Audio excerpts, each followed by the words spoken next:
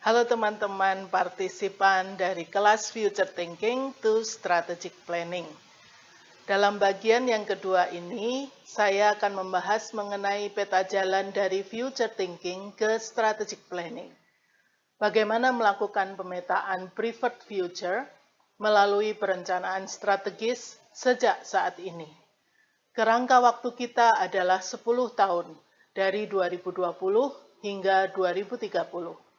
Dalam pembahasan saya akan menggunakan contoh kasus Unika Atmajaya dalam konteks yang singkat. Konteks ini tidak sama persis dengan diskusi di level pimpinan Unika Atmajaya, tetapi sedikitnya akan memberikan gambaran dan contoh nyata mengenai preferred future ke strategic planning. Video pembahasan ini akan dibagi menjadi 7 bagian video.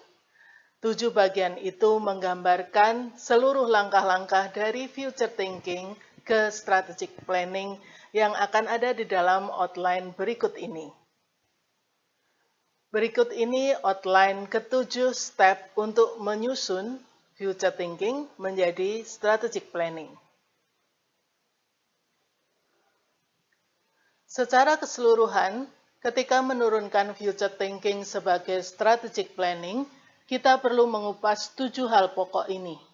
Proses penurunan preferred future menjadi perencanaan strategis dimulai dari membuat konteks, apa yang ingin dilakukan. Misalnya untuk preferred future institusi atau lembaga atau pribadi. Dengan narasi gambaran preferred future tersebut disebutkan di dalam konteks. Langkah kedua, menentukan future development. Atau dalam future thinking, hal ini sudah dilakukan dengan membuat diagram fishbone atau capaian tiap time frame tertentu. Silakan lihat kembali bagian action and pledge dalam future thinking kelas bagian pertama. Selanjutnya, bagian ketiga adalah awal dari detail penyusunan strategic planning. Dalam kerangka ini, kita menggunakan TOWS, TOS, Threat, Opportunity, Weaknesses, and Strengths.